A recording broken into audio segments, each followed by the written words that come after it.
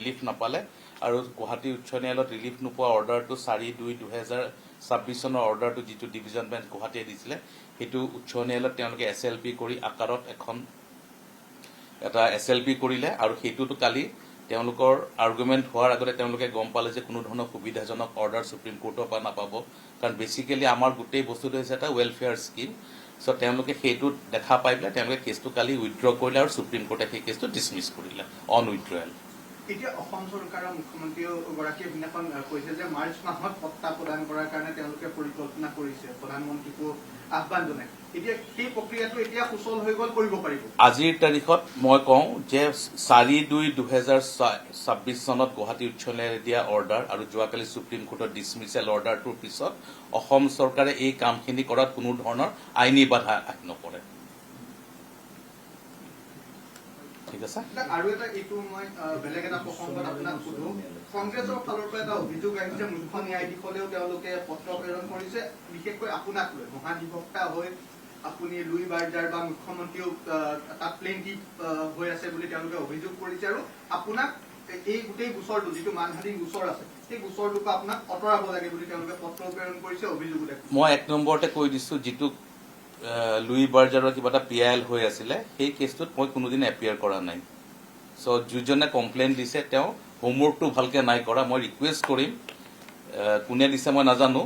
তেওঁ হোমৱৰ্কটো কৰি ল'ব দিয়ক যে এই কেছটো আজিৰ পৰা প্ৰায় 7-8 বছৰ আগত গুৱাহাটী উচ্চ ন্যায়ালয়ত চলি আছিলে আৰু সেই কেছটো যেতিয়া মাননীয় মুখ্যমন্ত্ৰীক পাৰ্টি কৰাৰ নিচিনা হৈছিলে চ' সেই কেছটোত মই এপিয়াৰ কৰা নাই চ' সেইটো আপোনালোকে চাব পাৰে নম্বৰ 1 আৰু নম্বৰ 2 যিটো ডিফেমেশ্যন কেছ কালি হৈছে সেইটো ডিফেমেশ্যন কেছ মই ইণ্ডিভিজুৱেলি সকলোৰে কেছ কৰিব কাইলৈ আপোনাৰো কেছ কৰিব পাৰোঁ এডভোকেট জেনেৰেল হোৱা ডাজ নট মিন ডেট মই প্ৰাইভেট কেছ য'ত ডিফেমেশ্যন হয় দুটা পাৰ্টিৰ মাজত আইনী যুদ্ধ যেনেকৈ ককায়েক ভায়েকৰ মাজত মাটিৰ কেছ হয় সেই কেছতো মই এপিয়াৰ কৰিব পাৰোঁ কোনো ধৰণৰ বাধা নাই কালিৰ কেছটোত অসম চৰকাৰ পাৰ্টি নহয় যিটো case doctor Himanta Biswa Sarma as chief minister বা এজ এন ইণ্ডিভিজুৱেল এটা কেছ ফাইল কৰিছে এগেইনষ্ট গৌৰৱ গগৈ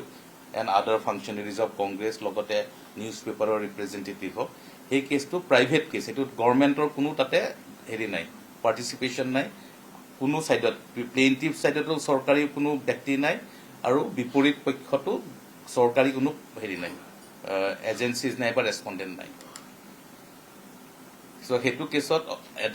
মই তাতে মহাধিবক্তা বুলি আপোনালোকে যদিও মিডিয়াত কৈ আছে যে মহাধিবক্তাই তাতে দেৱজিৎ শইকীয়া ছিনিয়ৰ এডভকেট হিচাপেহে মই এপিয়াৰ কৰি আছো ত' এনেকুৱা ধৰণৰ কণ্ট্ৰভাৰ্চি হৈ থাকে মাজতে মই কিবা CGST কেছ কৰোঁতেও এটা কেছ কৰিছিল গুৱাহাটী উচ্চ ন্যায়ালয়ে খুব ক্লিয়াৰ অৰ্ডাৰ এটা দিছে চেণ্ট্ৰেল গভৰ্ণমেণ্টৰ এগেইনষ্টতো মই কেছ কৰিব পাৰোঁ আৰু কৰিও আছো চেণ্ট্ৰেল গভৰ্ণমেণ্টৰ ফেভাৰটো কৰোঁ এগেইনষ্টতো কৰোঁ য'ত কেছ আহে কিন্তু য'ত অসম চৰকাৰ থাকে য'ত এটা কেছত অসম চৰকাৰৰ ইনভলভমেণ্ট থাকে সেই কেছত মই এপিয়াৰ কৰিব নোৱাৰোঁ because I represent Assam government কিন্তু আছাম গভৰ্ণমেণ্ট য'ত নাই এতিয়া এই ডিফেমেশ্যন কেছ যিটো হ'ল তাতে অসম চৰকাৰৰ হেৰি নাই ইনভলভমেণ্ট নাই ঠিক তেনেকৈ CGST কেছটোত চেণ্ট্ৰেল GST কেছটোত চেণ্ট্ৰেল গভৰ্ণমেণ্টৰ যিটো চেল টেক্স আছে সেইটোত মোৰ ইনভলভমেণ্ট নাই মই আছামৰহে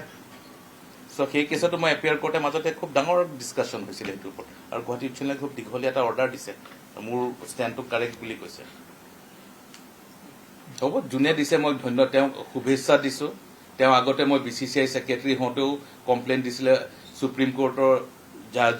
অৰুণ মিশ্ৰ ডাঙৰীয়াই খুব ধুনীয়া দীঘল অৰ্ডাৰ এটা ডিছমিছেল দিছিলে সেইটো হয়তো মিডিয়াত মইতো আজিলৈকে কোৱা নাই আপোনালোকে খবৰ ল'ব তেওঁৰ যিটো কমপ্লেইন মই as advocate general as BCCI secretary কাম কৰি থকা কাৰণে তেওঁ BCCI যিজন ওম্বাডছমেন আছে তেওঁ হৈছে জাষ্টিছ অৰুণ মিশ্ৰ সুপ্ৰিম কোৰ্টৰ জাজ আছিলে তেওঁ সেইটো অৰ্ডাৰ কি পাছ কৰিছে সেইটো অৰ্ডাৰ সুধিব তেওঁক ধন্যবাদ নাই নাই মই ৰাজস্থান ৰয়েলছৰ মানুহ নেকি হ'ব কিবা আছে নেকি ক্লেৰিফিকেশ্যন ৰিগাৰ্ডিং মা কামাখ্যা মন্দিৰৰ কেছটো আৰু IPL